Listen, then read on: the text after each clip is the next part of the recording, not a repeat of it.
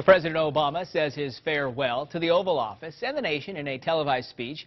He wants Americans to keep moving forward. And our Week News political psychologist, Dr. Bart Rossi, is here to kind of break down that speech and look at what it means for us. Good morning. Thanks for coming back. So give us your psychological take on the pros of the outgoing president's speech. Yeah, I think on the pros, Obama did a very good job of presenting himself and what has happened over the last 8 years. He went over what it was like 8 years ago when the auto industry was struggling, and he helped in that regard. The economy was faltering, housing was faltering, everything was going downhill, and now we're in a very different place. And I think he did it with his personality and his style, without bragging about it, but saying it as it in fact is. And I thought he did a very good job with that. And he sort of said something new about Obamacare, his signature health care law, that struck you as well. I think the psychology of this is very interesting. It's a real plus in the speech. I also think it's a negative that we'll get to in a minute. But he basically said, I will be happy about any replacement. I will endorse it. Well, he should have said that before, but now he's saying anything that will replace Obamacare and make it better, well, in effect, he would look good, too, if that would happen. So I think he said the right thing in his speech by saying that let the Republicans repeal and replace, and I'll endorse it as long as it makes sense. That was a smart thing to say. A lot of conversation about race relations. You put that on the pro side as well. I think he did a good job with that. And I think I liked when he said the most important office is citizen.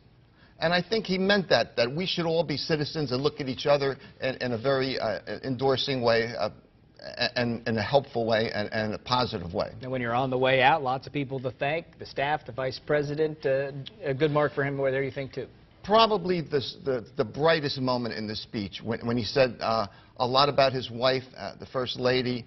He said some really positive things about Biden, and a lot of people like the vice president, of course. And then when he went into his staff and he talked about how the staff helped him, I thought he did a really good job of making people feel that he really meant it. Now to the cons, the other side of his speech, and we go back to Obamacare. Right. It worked, you think, in one way. Why does it work against him when you analyze that comment? Well, the negative on this is that I think that the Democrats and the president in particular should have been on this before. They should have said for the last few years, bring on a replacement. I'll endorse it and I will sign off on it. That would have challenged the Republicans, and they would have had to come up with something rather than just be negative. So I think that he's a little late, and I would criticize him for being late on what he's saying, but I do like what he has to say right now he's at the same time. A little late, too, about recognizing the frustration of some American workers. What happened in the last election is that Obama and the Democrats didn't see the anger vote that Trump saw, and Trump saw those people. He saw them and their anger and their frustration. And I think the president should have done more. Actually, you know, he was criticized at one time for being a community organizer.